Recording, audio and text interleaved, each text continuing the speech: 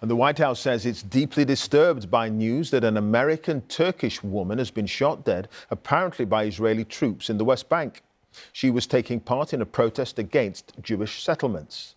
Aysenur Ezgi Eygi, who was 26, was shot in the head. Israel says its troops opened fire on an instigator of violent activity. Well, the West Bank has been occupied by Israel for decades and is home to around 3 million Palestinians who want the territory to be part of a future independent state. But 500,000 Jewish settlers have moved there and seized land, which is illegal under international law. The shooting came as Israeli forces withdrew from parts of the West Bank after a major 9-day military operation targeting armed Palestinian militias. Israel said it was aimed at stopping what it calls terror attacks by Iran-backed groups. Lucy Williamson reports now from the West Bank. They broke Jenin's roads, far harder to break its resilience. After 9 days of military incursion, residents reclaimed their streets before they'd even been rebuilt.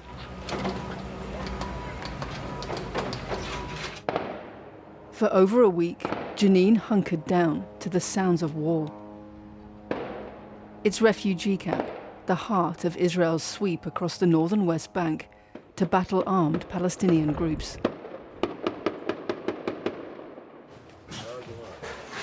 Residents emerged today to find lives and landscapes altered. 10 days ago, this was Khaled's home. Where do you even begin? His flat blown apart when the army exploded a cave under the mosque next door. A weapons store, the army said. An empty cave for wastewater, said Khaled. It feels like we are starting our lives all over again. This house was all we had. We didn't expect the whole house to be destroyed. We hoped to at least find one room to live in. But now, we don't know where to go. Israel said its target in this operation was the armed Palestinian groups based here.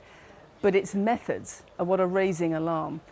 Not just the civilians killed and injured, but the levels of destruction that are wrecking lives. We met Mustafa in his daughter's flat upstairs, still battling his own feelings as he soothed hers and his granddaughter's. They fled the camp days before under heavy fire, he said, and that 2 of those who fled with them were shot and injured. There were people carrying white flags, but they were far away from us. I don't know if it was intentional or by mistake. It was impossible to tell where it was coming from. Explosions, drones, shooting. We asked the Israeli army tonight about this account and are waiting for their response. Of the 21 people killed in this operation, around a third were civilians. But it's the men known here as martyrs who are pasted up on the walls, fresh faces amid old bullet holes. The dead were released back to the streets today too. Bodies carried from hospital morgues to burial in the cemetery next to the camp. Among them, Mohammed Zubaydi, an armed fighter. 2 cousins and a grandmother killed before him. His father, once the local leader of Al-Aqsa Martyrs Brigades, now in an Israeli prison. A family of wanted men, eliminated one by one.